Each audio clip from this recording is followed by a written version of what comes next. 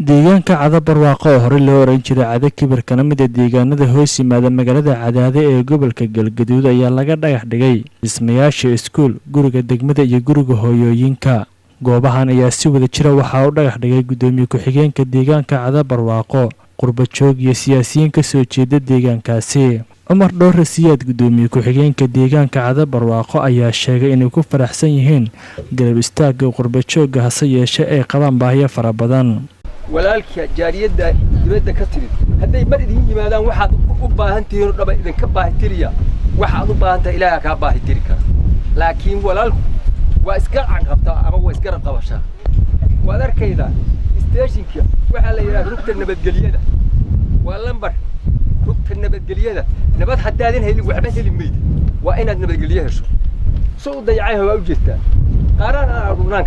qaar ka mid ah dadka ku dhaqan deegaankaasi ayaa tilmaamay inay jiraan baahiyo dhinacyada caafimaadka ah. Isbitaalka shaqaale waa noo joogaa waa wax yar oo kooban waa saddex qof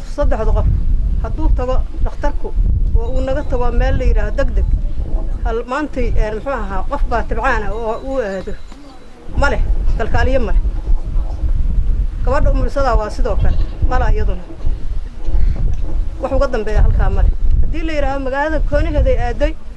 male meeshu wax uga dambeeya male. Farxaan Maxamed Dhoore oo ka mid ah qurba joogta ku nool dalka Sweden ayaa sheegay in sanadka soo socda ay hirgeli doonaan dhammaan dhismayaasha isla markaana iskaashi kala sameyn doonaan wasaaradda arrimaha gudaha dawladda federaalka Soomaaliya. ka farxiyo insha Allah taala oo ka farxiyo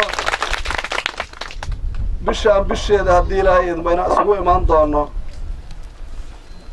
degmada maanta aan joogno Cada Barwaaqo inta oo baahantiin ayadoo insha Allah taala